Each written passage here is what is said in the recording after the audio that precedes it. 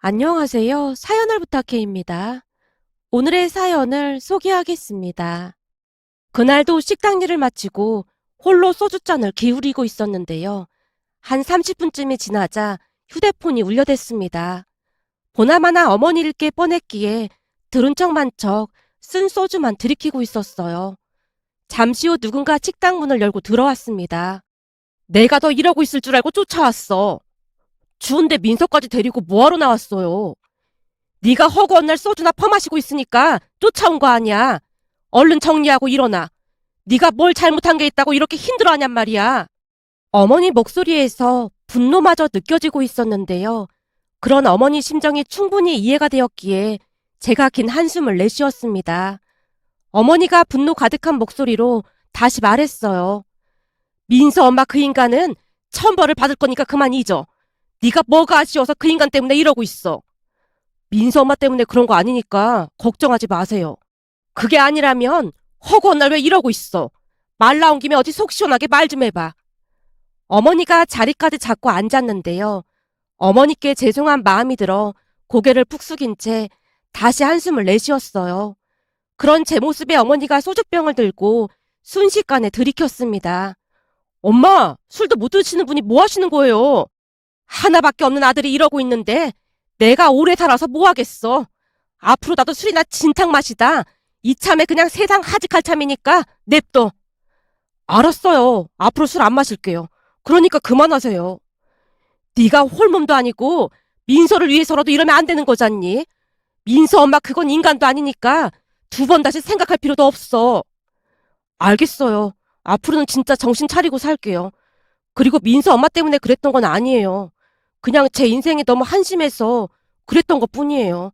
나름 열심히 산다고 살았는데 어쩌다 이렇게 된 건지 한심하고 창피해서 참을 수가 없었어요.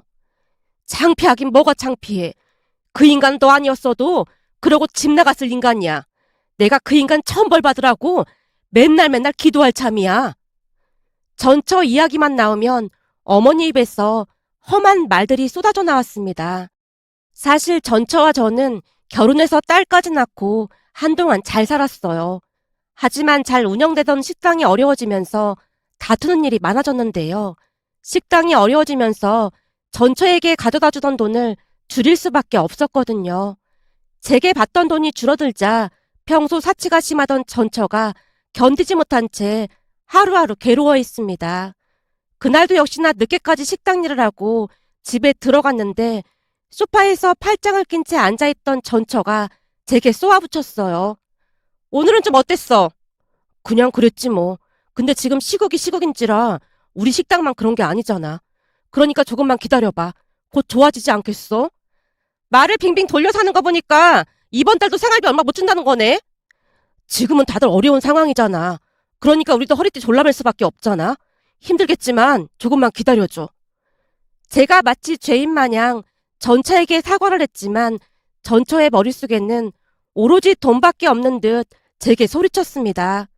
사실 난 요즘 억울해서 잠도 안 와. 억울해서 잠이 안 온다니. 그게 무슨 말이야? 예전부터 내가 얼마나 인기 많았는지 당신은 잘 알고 있잖아. 나 좋다는 남자들 뒤로하고 내가 당신하고 결혼한 건 당신이 돈을 잘 벌어서였어. 근데 이런 식이면 난 억울해서 못 살겠어. 나 좋다고 몇 년을 쫓아다녔던 찌질이가 한 명 있었는데 걔 사업해서 대박났단 말이야. 이럴 줄 알았으면 당신이 아니라 걔를 선택했어야 해. 하루에도 몇 번씩 후회가 돼서 살 수가 없어. 여보, 지금 그게 나한테 할 말이야? 거기다 내가 계속 돈을 못 갖다 준 것도 아니고 내내 잘 가져다 주다가 최근에 식당이 어려워져서 돈을 좀 줄인 것뿐인데 당신 진짜 너무한 거 아니야? 몰라. 난 이런 식으로 답답해서 못 사니까 생활비 예전처럼 주던지 알아서 해. 전처가 막무가내로 떼를 쓰고 있었습니다. 그 모습에 머리끝까지 화가 치밀어 올랐고 저도 전처에게 따져 물었어요. 그러는 당신은 그동안 내가 돈을 그렇게나 많이 가져다 줬었는데 대체 그 돈은 다 어디다 쓴 거야? 당신이 조금씩이라도 저축해놨음 이런 일 없었을 거 아니야. 뭐? 당신 지금 말 다 했어? 그러니까 지금 이 사태가 다 나 때문이다 그런 말인 거야? 돈도 못 벌어다 주는 당신이 어떻게 나한테 그런 말을 할 수가 있어? 예전에는 제발 결혼만 해달라고 했던 사람이 이제는 마음도 변했나 보네. 전처가 자리에 털썩 주저앉은 채 통곡을 했습니다. 평소 전처의 돈 씀씀이에 대해 몇 번이나 말을 했지만 그럴 때마다 전처가 울고불고 난리를 치는 바람에 그냥 넘어가곤 했는데요. 식당 상황이 어려워지고 나서야 전처가 그 많은 돈을 펑펑 다 쓰고 다녔다는 것을 알게 되었습니다. 제가 한 번씩 적금에 대해 물을 때마다 전처가 자신만만하게 말을 했으니까요. 적금? 걱정하지 마. 내가 잘 들어가고 있으니까. 그래? 혹시 모르니까 사업하는 사람들은 항상 비상금을 가지고 있어야 하거든. 그러니까 돈 잘 벌 때 착실히 모아두자. 알았다니까. 내가 알아서 관리하고 있으니까 당신은 걱정 붙들어 매. 저는 전처의 그 말을 철석같이 믿고 있었습니다. 하지만 전처의 말은 새빨간 거짓말이었고 제가 제대로 쉬지도 못하고 일해서 번 돈을 신나서 쓰고 다녔더라고요. 그중 처가댁으로 간 돈도 꽤 많았습니다. 나중에 통장 내역을 확인해보고 기절할 뻔했는데요. 장모님 피부관리와 미용실부터 고등학교를 졸업하고 집에서 내내 게임만 하는 처남한테까지 매달 생활비를 보냈더라고요. 한마디로 처가댁 가족들은 제 돈으로 호의호식하며 잘 먹고 잘 살고 있었던 거죠. 거기다 전처가 백화점에서 카드 긁고 다닌 것도 어마어마했는데요. 돈 무서운 줄 모르고 신나서 쓰고 다녔더라고요. 하물며 종일 집에 처박혀서 게임만 하는 처남한테 몇백만 원짜리 컴퓨터를 사준 걸 확인한 순간 눈이 돌아가고 말았고 그날 처음으로 전처에게 불같이 화를 냈습니다. 그리고 며칠 뒤 전처는 어머니께 민서를 맡긴 채 집을 나가버렸어요. 더 이상 제게 뜯어낼 돈이 없다고 판단을 했음이 분명해 보였습니다. 그 뒤 저는 전처와 이혼 소송까지 했고 민서의 친권 양육권을 포기한다는 조건으로 이혼을 해줬습니다. 전처라는 사람은 양육비는커녕 오히려 큰 소리를 치며 민서를 만날 생각도 없다고 했어요. 그 모습에 전처에게 오만정이 다 떨어져 버렸고요. 한마디로 그 어떤 미련도 남아있지 않다고 하는 게 가장 맞는 표현일 것 같네요. 그렇게 저는 전처와 이혼 후 홀로 민서를 키우고 있었습니다. 이혼한 뒤 어머니가 집에 들어와서 민서를 돌봐주셨고요. 하지만 그런 여자를 선택한 제 자신이 너무나도 한심하게만 느껴져서 하루하루 힘든 시간을 보내고 있었습니다. 그리고 제가 삶을 포기한 듯 매일같이 술을 마시는 모습에 어머니는 당신을 자책했습니다. 그날도 어머니가 눈물까지 흘리며 한스럽게 말했어요. 이게 다 내 업보인 것만 같아서 너한테 미안하구나. 엄마가 미안하긴 뭐가 미안해요. 네가 이혼한 게 다 내 잘못인 것만 같아. 그때 네 아버지가 울면서 빌어댈 때 그냥 못 이기는 척하고 받아줬어야 하는 게 아닌가 싶은 생각마저 드는구나. 그랬다면 너도 이렇게 이혼까지 하진 않았을 텐데 다 내 잘못인 것만 같아. 엄마, 말이 되는 소리를 해요. 그때 엄마가 아버지랑 이혼하지 않았더라면 지금쯤 엄마도 안 보고 살았을 거예요. 그러니까 제 이혼을 엄마 삶이랑 결부시키지 마세요. 내가 이혼한 건 엄마랑 아무 상관도 없는 일이니까요. 이건 엄마 잘못이 아니라 사람을 잘못 본 내 잘못이에요. 단지 저는 그런 제 자신이 너무나 한심스러울 뿐이고요. 그래도 엄마 옆에 제가 있었던 것처럼 민서가 제 곁에 있어서 다행이잖아요. 제 말에 어머니가 온 힘을 다해 주먹을 움켜쥔 채 눈물을 삼키고 있었는데요.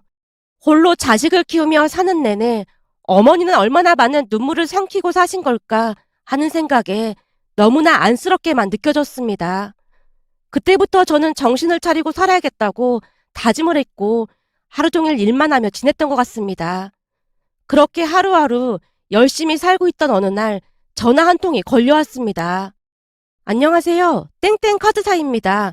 김정현 고객님 본인 맞으시죠? 네, 맞습니다만 무슨 일이시죠? 고객님 카드 한 장을 분실하신 것 같은데요. 땡땡 경찰서에 있다고 해서 연락드렸습니다.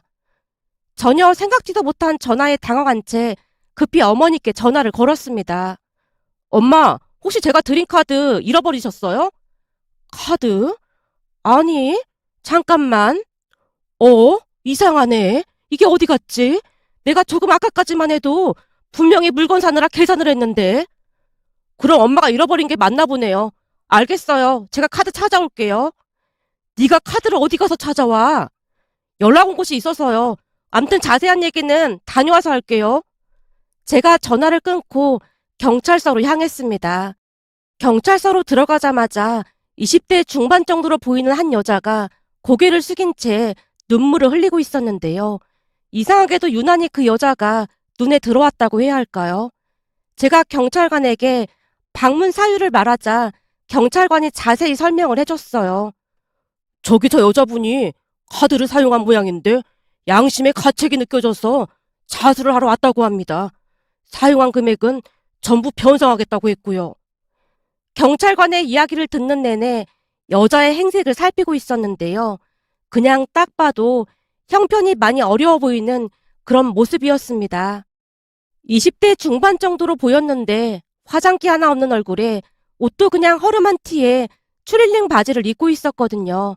잠시 후 경찰관이 여자를 제 앞으로 데리고 왔고 여자가 눈물을 뚝뚝 흘리며 제게 빌어댔습니다. 정말 죄송합니다. 떨어진 카드를 보고 저도 모르게 그만 나쁜 마음을 먹었습니다. 카드 내역을 보니까 마트에서 5만 원 정도 결제하신 것 같던데 뭘 샀는지 물어봐도 될까요? 여자의 행색이 너무나 딱해 보여서 순간 궁금증을 참지 못하고 물었는데요. 여자가 떨리는 목소리로 대답했습니다. 사실 분유를 사러 갔는데 아무리 찾아봐도 주머니에 있는 돈으로 살 수 있는 게 없어서 돌아가려고 했습니다. 근데 바닥에 떨어진 카드가 눈에 들어와서 저도 모르게 그만 정말 죄송합니다. 여자가 눈물을 흘리며 말을 잇지 못하고 있었습니다. 그날 여자는 분유 2통을 샀던 모양인데요. 홀로 아들을 키우고 있다고 했습니다. 그런 여자의 얼굴에서 순간 동질감 같은 것이 느껴졌다고 해야 할까요? 여자 홀로 아들을 키우면서 얼마나 힘들었을까 하는 생각과 함께 동정심을 느꼈던 것 같습니다. 내내 눈물을 흘리며 여자가 허리를 숙이고 있었는데요. 경찰관조차도 안타까운 듯 여자를 바라봤습니다. 그 모습에 제가 여자에게 조용히 말을 했어요. 저도 혼자 딸을 키우고 있는데 키우다 보니 힘들 때가 한두 번이 아니더라고요. 저는 괜찮으니까 그만 가보셔도 됩니다. 많지도 않은 금액인데 신경 쓰지 마시고요. 아닙니다. 연락처 좀 주시면 나중에 꼭 갚겠습니다. 정말 괜찮아요. 그러니까 그만 가보세요. 아닙니다. 제발 부탁드리겠습니다. 아들에게 부끄러운 엄마가 되고 싶지 않아서요. 여자가 어찌나 진심 어린 호소를 하던지 제가 연락처를 알려줬고 제 연락처를 저장하던 여자가 제게 전화를 걸었습니다. 그 바람에 여자 전화번호가 제 휴대폰에 찍혔고요. 정말 감사합니다. 제가 반드시 갚겠습니다. 여자가 눈물을 훔치고 경찰서를 나가려고 하자 경찰 한 분이 여자를 불러 세워서는 손에 뭔가를 쥐어줬습니다. 이거 우리가 조금씩 모은 건데 가지고 가요. 네? 아닙니다. 괜찮습니다. 나도 괜찮으니까 사양 말고 받아요. 나도 그쪽이랑 나이가 비슷한 딸이 있어서 내내 마음이 안 좋아서 그래요. 그리고 혹시나 또 분유가 떨어지면 그때는 나한테 찾아와요. 나도 분유 정도는 사줄 수 있는 능력이 되니까요. 경찰관의 말에 여자가 흐르는 눈물을 주체하지 못한 채 몇 번이나 감사 인사를 하고는 경찰서를 나섰습니다.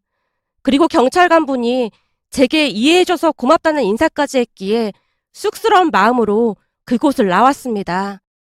경찰관 분들의 마음 씀씀이에 그래도 아직은 살만한 세상이라는 생각마저 들면서 뭉클해졌는데요. 그날 경찰관 분들의 눈빛에서 진심이 느껴졌으니까요. 잠시 후 어머니가 식당으로 찾아오셨고 제게 물었어요. 카드는 찾은 거야? 네, 누가 주워서 조금 썼던 모양인데 경찰서에 자수를 했더라고요. 뭐? 자수? 놀란 채 눈을 동그랗게 뜨고 있는 어머니에게 그날 있었던 일에 대해 빠짐없이 이야기를 했더니 어머니가 안타까운 표정으로 말했어요.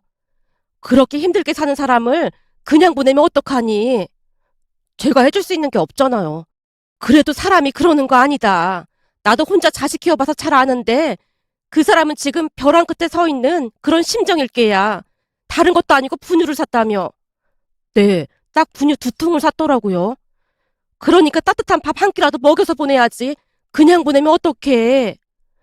어머니가 여자에게 다시 전화를 하라고 어찌나 성하시던지 결국 다음날 제가 여자에게 전화를 해서 시간이 괜찮냐고 물었고 여자가 불안한 듯 대답을 했습니다. 어차피 같은 동네라 어머니를 모시고 약속 장소로 같이 나갔는데요.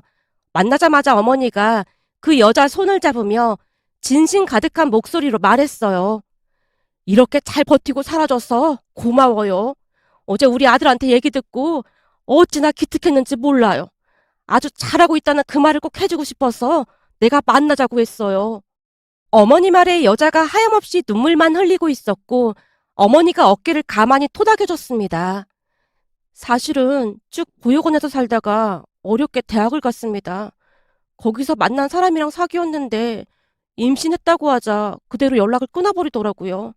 학교도 휴학한 건지 자퇴한 건지 어찌 해볼 수도 없었고요. 아들은 저랑 같은 삶을 살게 하고 싶지 않아서 혼자 키우고는 있는데 제가 큰 잘못을 저질렀습니다. 괜찮아요, 괜찮아. 아주 기특하고 예뻐. 그래서 말인데 우리 같이 마트에 가요. 마트요? 나도 손녀 키우고 있지만 이것저것 필요한 게 한두 가지가 아니더라고. 내가 가서 필요한 것 좀 사줄 테니까 같이 가요. 아닙니다. 정말 괜찮습니다. 저 같은 사람이 어떻게... 이럴 때는 그냥 아들만 생각하면 되는 거야. 미안하고 죄송하면 나중에 잘 살게 됐을 때 그때 가서 그쪽처럼 어려운 사람 도와주면서 갚으면 되는 거예요. 요즘 세상이 각박하고 삭막해졌다고들 하지만 세상 사람들이 다 그런 것만은 아니에요. 어딘가에서는 분명 마음 따뜻한 사람들이 살아가고 있기 마련이거든요. 그러니까 그냥 아들만 생각하고 마음 굳건하게 먹어요. 그래야 엄마가 아들을 지켜주죠. 나도 우리 아들을 혼자 키워봐서 그 누구보다도 그쪽 마음을 잘 알거든요. 근데 아들은 어쩌고 혼자 왔어요. 주인집 아주머니가 가끔 돌봐주셔서 일도 하고 그러고 있거든요. 거봐. 세상에는 나쁜 사람만 있는 게 절대 아니라니까. 어머니가 한박 웃음을 지으며 여자 손을 잡아 끌고 마트로 갔습니다. 그곳에서 필요한 용품들을 잔뜩 사서 여자 집까지 태워다 줬어요. 집으로 들어가는 여자를 보며 어머니가 다시 당부했습니다. 혹시 필요한 거 있으면 연락해요.